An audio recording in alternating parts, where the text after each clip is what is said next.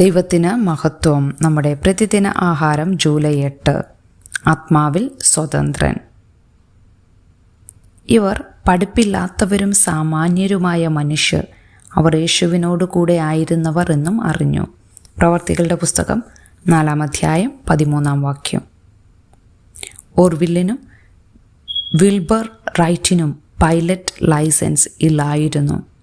ഇരുവരും കോളേജിൽ പോയിട്ടില്ല. സ്വപ്നവും പറക്കാൻ ശ്രമിക്കാനുള്ള ധൈര്യവുമുള്ള സൈക്കിൾ മെക്കാനിക്കുകളായിരുന്നു അവർ. 1903 ഡിസംബർ 17 അവർ തങ്ങളുടെ റൈറ്റ് ഫ്ലയറിൽ 4 പ്രാവശ്യം മാറി മാറി പറന്നു. ഏറ്റവും ദൈർഘ്യമേറിയത് 1 മിനിറ്റ് മാത്രം നീണ്ടു നിന്നതായിരുന്നു. എങ്കിലും അത് നമ്മുടെ ലോകത്തെ എന്നേക്കുമായി മാറ്റിമറിച്ചു. പത്രോസിനോ യോഹന്നാനോ പ്രസംഗിക്കാനുള്ള ലൈസൻസ് ഇല്ലായിരുന്നു. രണ്ടുപേരും സെമിനാരിയിൽ പോയിട്ടില്ല. മത്സ്യത്തൊഴിലാളികളായിരുന്നു അവർ. എങ്കിലും യേശുവിൻ്റെ ആത്മാവിനാൽ നിറഞ്ഞു ധൈര്യത്തോടെ സുവാർത്ത പ്രഖ്യാപിച്ചു.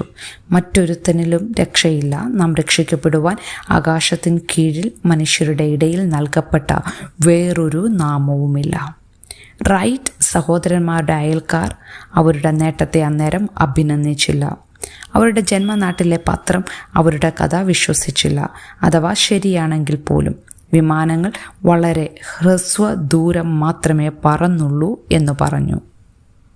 അവർ യഥാർത്ഥത്തിൽ എന്താണ് ചെയ്തതെന്ന് പൊതുജനങ്ങൾ തിരിച്ചറിയുന്നതിനും മുമ്പ് വിമാനങ്ങൾ പറപ്പിക്കാനും നവീകരിക്കാനും അവർക്ക് കുറച്ച് വർഷങ്ങൾ കൂടി വേണ്ടി വന്നു.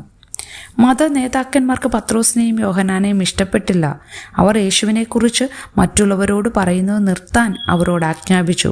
പത്രോസ് പറഞ്ഞു, ഞങ്ങൾ കണ്ടും കേട്ടുമിരിക്കുന്നത് പ്രസ്താവിക്കാതിരിപ്പാൻ കഴിയുന്നതല്ല. നിങ്ങൾ അംഗീകൃത പട്ടികയിലില്ലായിരിക്കാം. ഒരുപക്ഷെ നിങ്ങൾ അങ്ങനെയുള്ളവരാൽ പരിഹസിക്കപ്പെട്ടേക്കാം.